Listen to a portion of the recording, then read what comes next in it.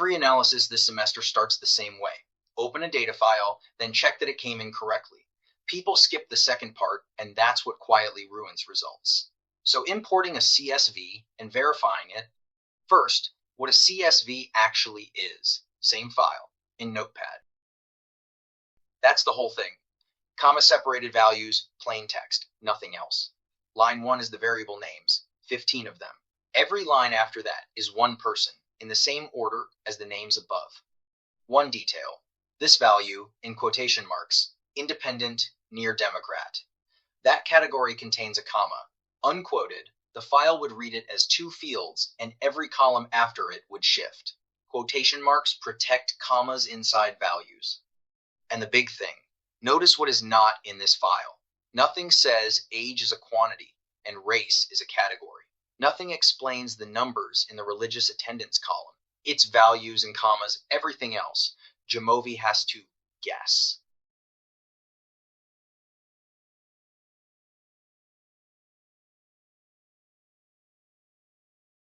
So Jamovi, hamburger menu, top left, open, browse to the file. Avoid the import option next to it. That's for combining several files. No wizard, no delimiter settings. Jamovi worked out the format and got it right. Import is usually this boring. Now the part that matters. 4 checks, 90 seconds, every file, every time. Check 1. Did everything arrive?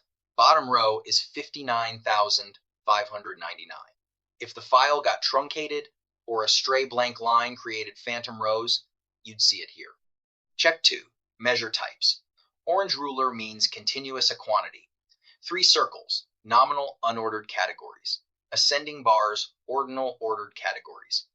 Now, how did Jamovi decide? Not by understanding your variables. It counted how many different values each column contains. Lots of variety, it guesses continuous. Only a handful, it guesses categories. Out of 15 variables here, exactly 3 came in continuous.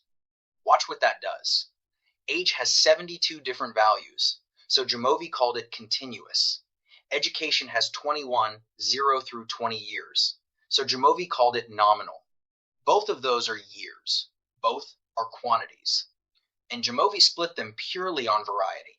So the guess is a starting point, not an answer, let's fix 2.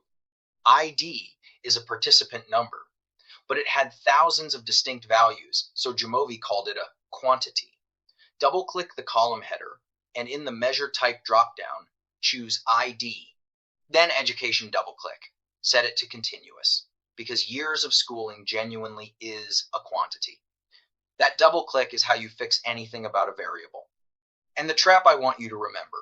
Religious attendance came in as nominal, a small set of whole numbers, so Jamovi treated them as categories.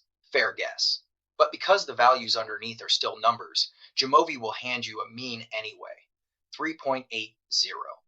That looks perfectly reasonable, and it is completely meaningless. It's the average of a set of codes. 0 means never attends. 7 means every week. Nothing on screen tells you that. Coded variables need to be set to ordinal and labeled from the codebook, and that's video 3. Checks 3 and 4 come from the same place.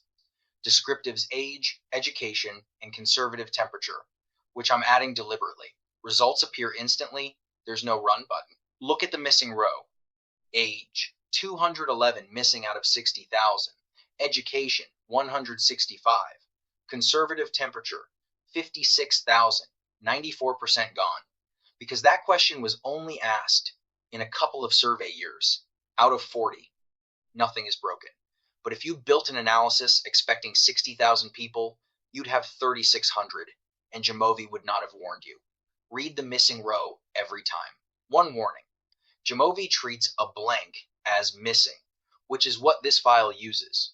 Plenty of datasets code missing as a number instead. 98, 99, -1. Jamovi can't know those aren't real. So 99 goes straight into your mean, with no error anywhere. Check 4. Minimum and maximum, how you catch exactly that. Age runs 18 to 89.